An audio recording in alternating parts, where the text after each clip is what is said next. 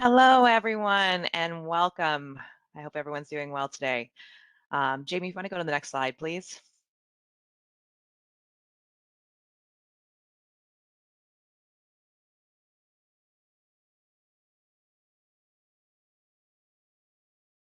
There we go. Hi, everyone. My name is Danielle Jeffries. I'm a territory sales manager here at CDW. Just going to give you a quick overview of CDW.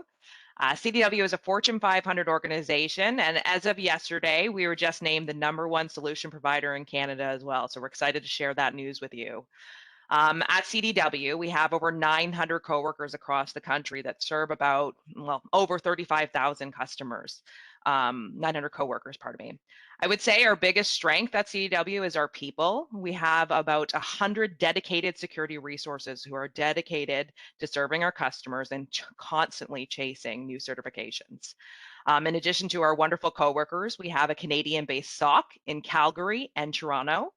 And we are one of the few solutions providers in Canada with NIST and ISO 27001 certifications. So again, I want to thank everyone for joining us today for the Fighting Back Together Against Ransomware webinar with a fantastic partner like Mimecast. Jamie, if you want to go to the next slide, please. So I read an interesting stat the other day that 99.3% of organizations reported facing an attack last year. I mean, as we all read in the news, the security landscape is changing daily, and traditional methods are not effective for protecting our organizations. Businesses must find a way to protect their organizations and plan for when there is an attack. So at CDW, we can support you with a full 360-degree approach to security. We have risk advisory services, advanced consulting, and professional and managed services. Jamie, if you want to go to the next slide, please. So at CDW, our approach to security is prepare, defend, and respond. Step one, the prepare stage, is really about working with our risk advisory team. This team helps identify gaps in our customer security posture. I heard a really good saying the other day. You buy $1 million worth of storage, you get storage. You buy $1 million worth of security, and if invested incorrectly, you get a maybe. So working with our risk advisory team is really about identifying where to make the investments to help defend and protect your organization. Now, that leads us into the defend stage, which is really about integrating new solutions deemed effective for your organization. And we have a professional service team who will help deploy those solutions correctly and make sure your team is trained. Now, the last is the respond phase, and this is our managed service practice. This is essentially how CDW can operationalize what's been put into place. Now, I know that was a lot of information and a very high-level overview, so if you have any questions, I encourage each and every one of you to reach out to your account manager. But at this time, I'm going to pass it off to Jamie from Mimecast. Thank you, Danielle, and hello, everyone. My name is Jamie Fenderson. I'm a sales engineer at Mimecast, and I'm glad to discuss our findings with you today, facing the reality gap when it comes to ransomware and fighting back together. Just to begin, what is the State of Ransomware Readiness Report? It is Mimecast's first ever State of Ransomware Readiness Report. Focuses on dramatic acceleration and downstream impact of the ransomware epidemic. This report provides information on how executives are dealing with the increase of ransomware attacks, how confident they are in their own preparedness, as well as the best practices and how they are hardening their current defenses. And how we got this information, it comes from a global survey of 742 cybersecurity professionals who have some or all responsibility for cybersecurity decision making and hold titles including director, vice president, CIO, or CISO. 68% of the respondents worked in organizations with 1,000 employees or more, while 28% were from companies with over 5,000 employees. I just wanted to look with you together at our key findings. We found that 80% of all organizations have seen some sort of ransomware attack, with 77% of decision makers They say they are confident in their company's defenses against ransomware. Most executives say they regularly review disaster recovery protocols, and more than one third, 39% of leaders that we polled, feel they could lose their jobs over a successful ransomware attack. Over one third of the companies facing ransomware, they chose to pay in full when they were faced with that ransomware. And still, though, at least 42% faced disruption and 36% experienced downtime. And two-thirds of the leaders that we polled feel they would be responsible for any ransomware attacks. And this is primarily due because it's their job to protect their company and because they underestimated the ransomware threat. For those executives, 66% respondents would feel very or extremely responsible if a successful attack occurred. 33% would not. But over to the right, we see the breakdown a bit further, where 37%, only 37%, restored from backups. There was an increase in budget for defense. Third-party forensic specialists were brought in. Some informed partners and their customers, and some implemented new disaster recovery plans. They purchased cybersecurity insurance, searched for decryption keys in the public space, changed all usernames, updated passwords, and notified law enforcement. Even some gave up on recovering their data altogether, and of course, some paid the ransom and some did not. And next, we look at the state of ransomware in Canada. According to the Canadian Centre of Cybersecurity, looking at the average estimated cost of a data breach, $64 million. And if you think about that, is it any wonder how such costly attacks can concern job security?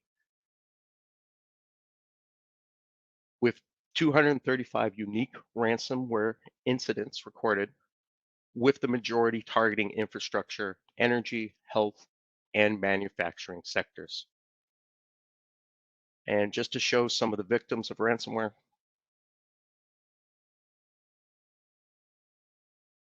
quite a few well-known organizations. Now, according to a Canadian Internet Registration Authority 2021 survey, 17% claimed they were hit with ransomware. And on average, 69% paid out that ransom. Now, this data suggests the majority of organizations paid ransomware demands over the past 12 months. And when it comes to government getting involved, the discussion there, should this payout to criminals be illegal? The majority said yes. Almost two-thirds support legislation that would prohibit the payout to ransomware attacks. Now, I know that was a lot of information as well, just some of the survey information, but now I want to frame the discussion overall and how ransomware preparedness is a complex and cross-disciplinary problem where we need to focus on our people, the process, and the technology. Now, starting with your people, let's talk through some ways in which you can fight back within your organization. A good place to start is with user awareness training. When it comes to your employees, increasing their knowledge with security awareness training is one of the most effective ways to reduce your cybersecurity risk. Training should also be fun and interactive. Look at making videos short and as frequent as possible every month if you can. We have all taken the yearly required training. I'm sure we all have, where most employees just skip through it or they don't pay attention. Instead, try making the training relevant and humorous. The old adage is, if you're laughing, you're also listening. When it comes to simulations and testing, incorporate real life examples that you have seen into your organization before. The next step is to perform company-wide metrics that go beyond click rate, who clicked on a bad URL, and instead start looking at it like scoring a report card. That way you can understand your user risk profiles. This also allows you to benchmark and see organizational trends and identify areas of improvement. When you train your users on how to report suspicious emails, do you have a clear and effective way for reporting, responding, and closing the loop with that employee? In a Mimecast study, we found that users are 3 times more likely to click on malicious links since the pandemic, yet only 1 in 5 organizations provide any ongoing training.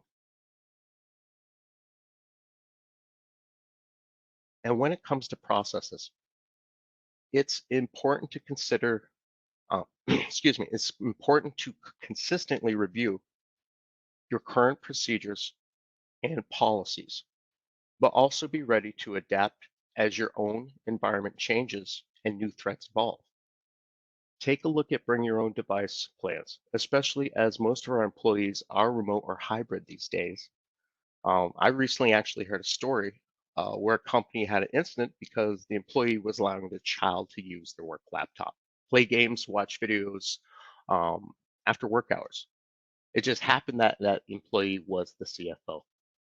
And you can just imagine the documents and information were on that machine. And I think we all know having policies is one thing, but enforcing the policies is always another. You need to ensure that you are requiring strong, complex passwords with frequent rotations, that you're monitoring and auditing your own access logs to servers, devices, and other assets as part of your business. Specifically, incident response plans are ready to go and that you test and update these plans frequently. Run through tabletop simulations. Make sure to involve other departments as well, such as legal, finance, HR, marketing, and others.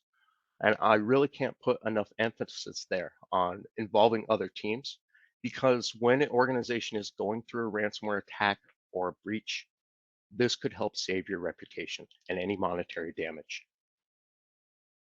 Ransomware, we have seen evolve to what we call double extortion attacks. Not only are criminal gangs encrypting your data, but they're threatening to publish it online for public embarrassment, reputational damage, and they're also offering up to other criminal gangs to take advantage and use this in future attacks. We've seen this recently happen against police departments and other tech giants in the United States. Start thinking about risk and how it relates to business impact. With these incident response plans or playbooks, make sure you account for all external entities that you may have to communicate with as well. This could be cyber insurers, law enforcement, third-party counsel, and or digital forensic firms. And one of the biggest questions that must be answered and also accounted for is, do you pay the ransom or not? Just some statistics there. Over 52% of organizations in our study ended up paying the ransom, but 1/3 never actually recovered their data. Paying the ransom does not guarantee you will recover all your data, and even if you do, there's no guarantee the data was not tampered with, including your backup data if accessed by the attackers. The FBI and other law enforcement agencies recommend never paying the ransom, but it's easier said than done when our data is crucial to business. At the end of the day, paying the ransom, though, will only entice the criminals to continue this behavior as they're making millions off of it. And we've also seen instances where organizations have been paid, and then were hit again.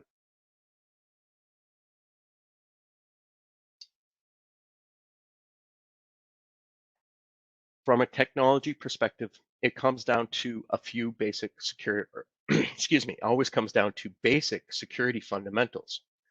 For instance, implement and enable multi-factor whenever possible, including within your backup environment.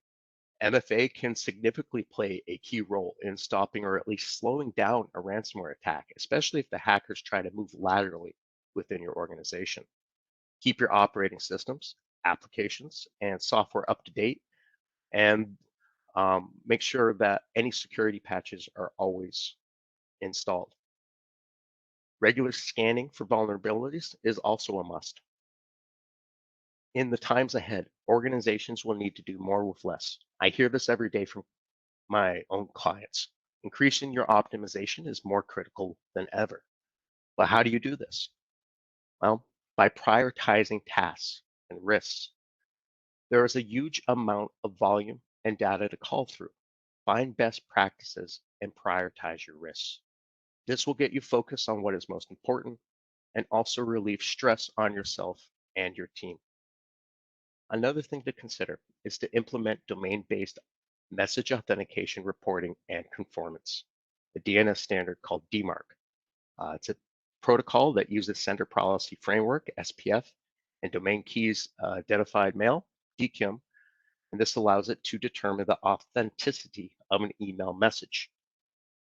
DMARC makes it much easier for internet service providers to prevent malicious email practices, such as domain spoofing, in order to phish for recipients' personal information. Essentially, it allows email senders to specify how to handle emails that were not authenticating SPF or DKIM. Senders can opt to send those emails to the junk mail folder or have them blocked altogether. And by doing so, internet service providers can better identify spammers and prevent malicious email from invading consumer inboxes while minimizing false positives and providing better authentication reporting for greater transparency in the marketplace. You also want to make technology investments in IDS and IPS, logging, email, endpoint, and of course, disaster recovery. You want to do this without causing vendor sprawl, though. Determine what's the total cost of my products. Am I receiving value or getting a good return on investment? Do I have the right staff to support this technology? Specifically with backups, this is advice I always give, that your backups are the most important defense against ransomware. At the same time, backups should be regarded as the last line of defense, not the first. After all, it's better to prevent a ransomware infection from happening in the first place than to have to restore your backups in response to an infection that's already occurred. And 3 final points to mention. First, keep an offline backup. This will act as a stopgap.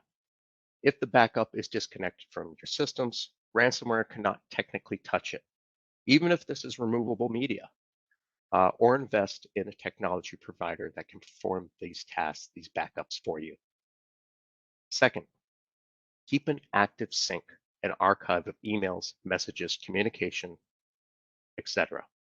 This is not only a necessity for some organizations, depending on their industry and compliance standards, but it also enables your HR and legal teams in the case of a breach.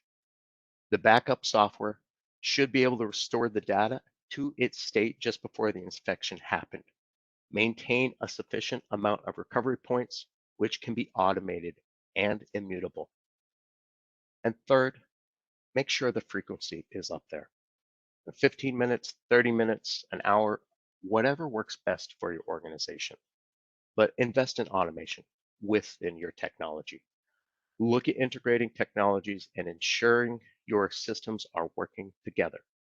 This can ultimately save time when responding to incidents, but also enrich your data. Hackers are leveraging a lot of automation, and so it's crucial that we do so as well.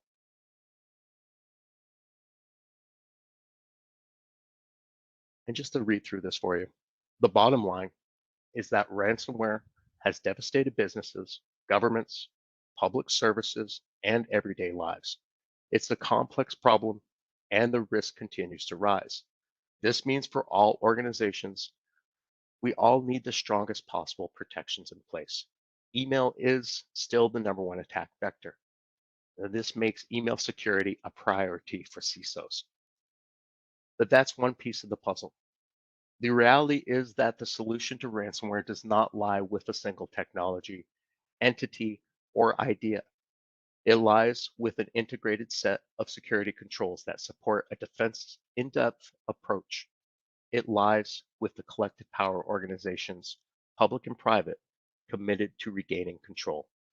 And it lies with fighting back, using every cybersecurity tool at our community's disposal, from technology and partnerships to intelligence sharing and policy, and taking a strong stand against a determined set of adversaries. This is how we fight back against ransomware together.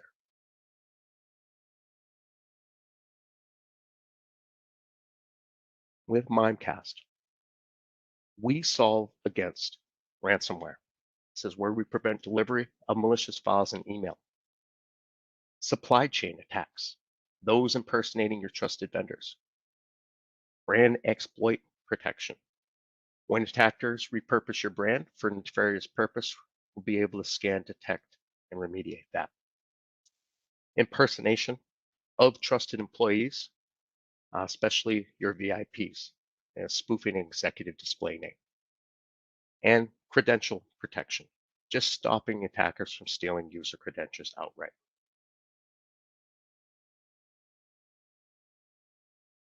This is all through our Mimecast platform. And this is where you're protected at, inside, and beyond your perimeter with our solution policy framework. With Mimecast email security, your gateway continues to keep ransomware attacks at bay. With our browser isolation technology, we can stop users forever losing their credentials to any harvesting attacks. And inside your perimeter, we keep your employees vigilant, through our humorous awareness training that delivers concise, impactful security education. And we use your live data, threat campaigns seen against your organizations to better train users and assess overall risk. Beyond your perimeter, DMARC Analyzer can ensure only authorized senders ever use your domain and email. And with our brand exploit protection, we can proactively threat hunt the internet and make sure no one is exploiting your brand. We also have multiple resiliency extensions, like continuity to keep business email flowing in the case of any outages, and we have our world-class archive to maintain any email compliance. Now, the last thing I wanted to show is how we tie it all together through our MimeOS platform, and that we have an open API to connect to your own security ecosystem. This started back in 2017. We had really two capabilities, SIM with Splunk and business intelligence with Salesforce. But as you can see, this list grew. To continue to help our customers with their challenges, Mimecast started recruiting more technology partners, getting the word out to customers and speaking to our MSP partners. We added more vendors to the existing solution areas and asked our customers to find key integrations for their environments, discussing requirements for each integration, and then we went out to the marketplace to find more. As customers found value in our program and its capability, we quickly continued to grow towards more integrated solutions. And this is what we have today, which builds upon our first two elements and allows for customers to utilize email data for threat sharing, enhanced reporting, management, and even cybersecurity risk XDR. Our program is so well documented and received that we have seen the number of customer and managed service partner integrations grow outside of our own program, leveraging our published API endpoints. With our MimeOS, our Alliance program is future-proofed to meet the needs and demands of your ever-changing threat landscape. and we can easily add in additional elements based on demand, compliance, or enhancement from our customers and alliance partners.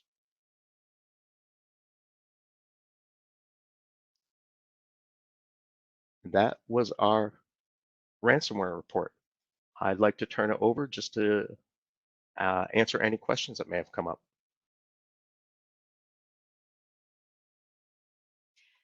Please feel free to take yourself off mute if you have a question or use the chat.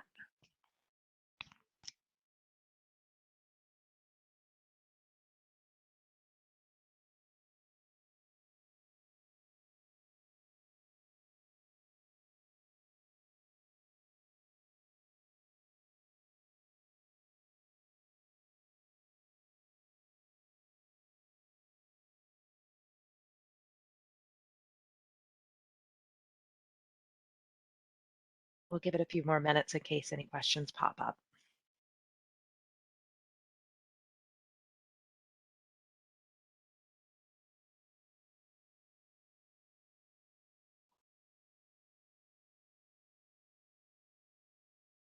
Yeah, if anybody has any thoughts they'd like to add to the discussion. I know a lot of the overview seems like commonplace, but everyone does it differently, and wanted to make sure that we could pinpoint on some of the things that are good commonplace best security practices to help defend against ransomware. And if anybody has any thoughts on it, questions, anything to add discussion, um, love to hear from you.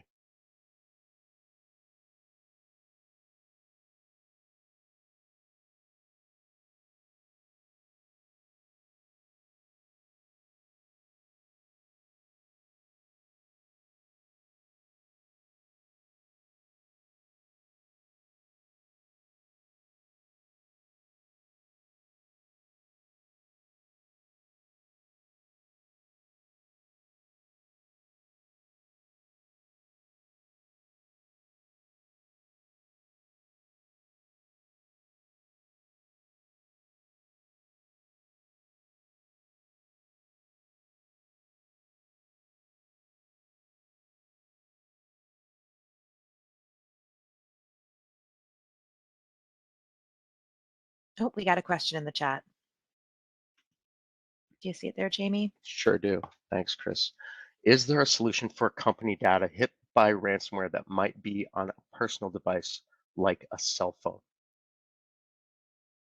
Chris, is that stored on a cell phone? Well, the answer is yes. There is um, different protection there, but I guess it's also how are you handling your that type of situation? Is this a company-owned device that you support software through mobile device management, or is it BYOD? And when it comes to BYOD, do you have any security protections there that the employers are willing to let you do? Every organization is different. Um, I used to work for a law firm myself, and I knew just certain things, kind of how you say, data would get into hands that weren't as secure as you wanted because security didn't seem like it had enough control. But when there is a breach, that's where it's almost too late. So the best advice there is that make sure you can lock down that cell phone. Hmm. Understood. Yes, sir. And that's where it's a larger security discussion. Either implementing software in some way, allowing it connecting to your environment through mobile device manager, typically through some sort of application, or even better practice, to be honest, is not to allow that if possible. Now, there's other things there, though, Chris, that can get ahead of it.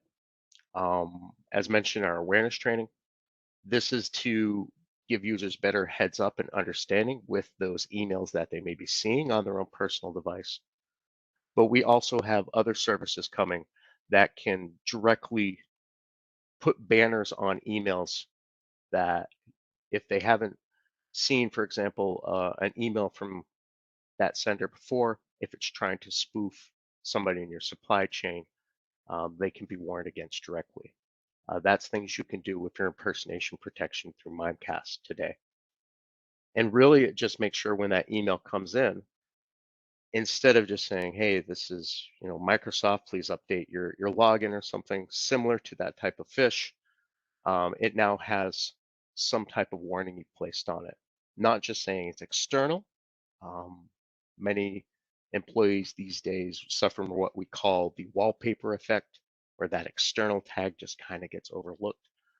But something that stands out saying, stop, this is a potential phishing email. And that way they give pause and thought before they do go out to something where like a credential harvesting site or trying to give away any data, encrypt that might encrypt that phone.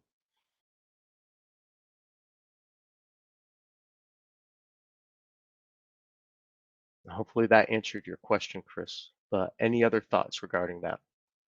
Hopefully that was helpful.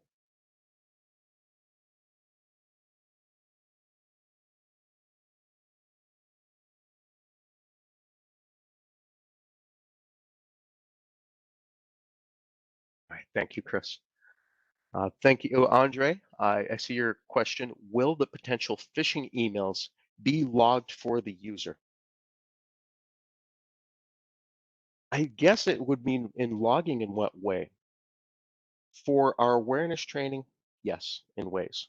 But most of the data that we gather, and again, you can enrich in your own ecosystem through our API, is logs through your administrative system, meaning you're able to gather a user risk score, see that information. Now, we also have the ability to provide feedback for users, though. Say they're reporting a phishing email, let them know you did a good job. You called it out. This was a phishing email. We also have services that we can um, try to close the loop on any reporting. Let them know anything that they reported. Well, thank you very much, but also keep your incident response teams up to date as well.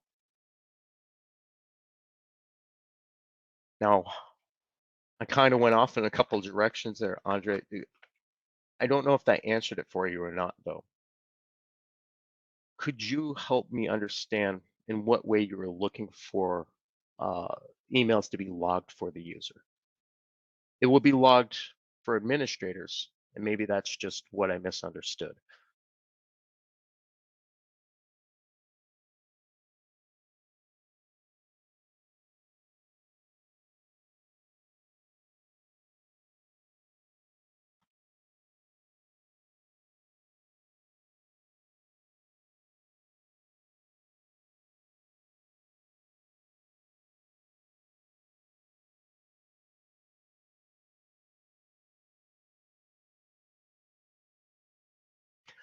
Great question. From the awareness training, is there a way to measure the effectiveness for the user to have an idea of how effective their training is? There is. You can gather this data from within your awareness training and then present that data to your users as how you best see fit. And we can show them essentially their risk score, how risky they may be within your organization, if you want to reveal it. Hopefully that helped better answer your question, sir.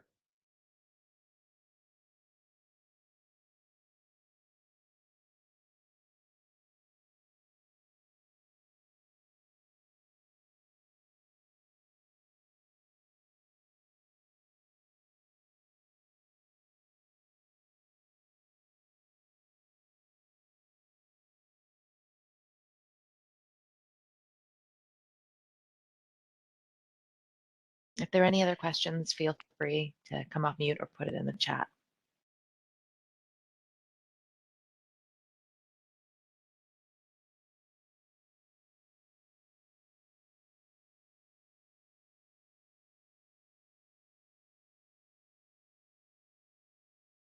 I'm glad you brought that up, Andre. Is there a way to aggregate all data to show management the overall effectiveness of the awareness training? Yes, absolutely. Um, it's just how we gather the data to give you an overview of what Mimecast does and where we differentiate from other solutions is that we do provide short micro learnings through just automated training that gets sent out, and we use humor to back that up. That way, it helps users engage, and we don't keep the training long. Make sure it stays within average human's attention span, and that it has an impactful security message. Now, with that, we're then able to just test your users, see how well they did on the training, and we're starting to now aggregate that data, that risk score. We also survey them and ask what they think about security overall. We get a sentiment score, and we see if they are engaging with the training itself. Are they watching the training presented to them or not? With all this information, we can aggregate and present an overall risk score and show you the metrics behind it based off those factors. Now, what differentiates Mimecast from other solutions is that we are tied into your email gateway. We're actually seeing the live data that comes through to users, what they're clicking on, especially when it comes to those phishing emails. And we can do this for anything that is a phish test in the system or actually what is being campaigned against your organization from attackers. And what you're able to do with this is now see what your users risk score based on the actual links and messages they're responding to. So it's not just fabricated within a awareness training like you'll see within other awareness training platforms. It's actual the live data that we're using. So that's how we score and see and just present, similar to like a FICO scoring, um, like a report card, if you will, A through F, how well they're doing overall. And we back it up through those metrics. And you can export and also just generate reports to show your management teams, your executives, just what's the overall return on value, how well is it doing. So hopefully that helped better answer that question as well, sir.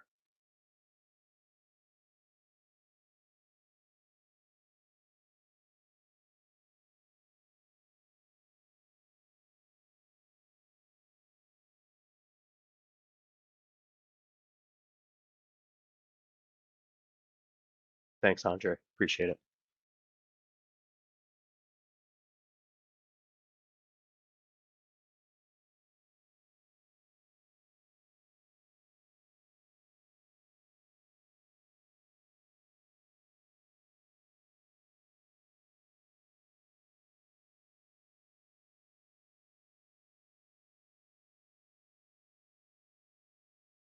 Any other questions anyone might have?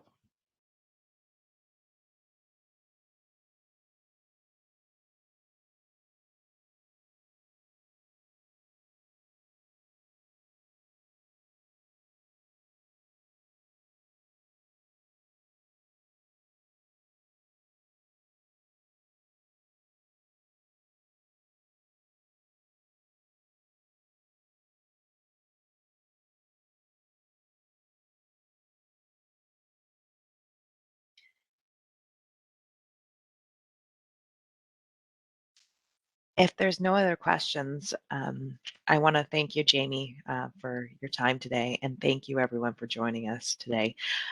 Jamie and I will hang back a couple minutes just to see if anyone wants to stay back and ask some questions, but thank you everyone for your time today. Jamie, do you have anything else to add? It was my pleasure. Thank everyone for participating. Uh, eh, I'm glad to be here, and it was nice meeting with everyone. Thank you, everyone.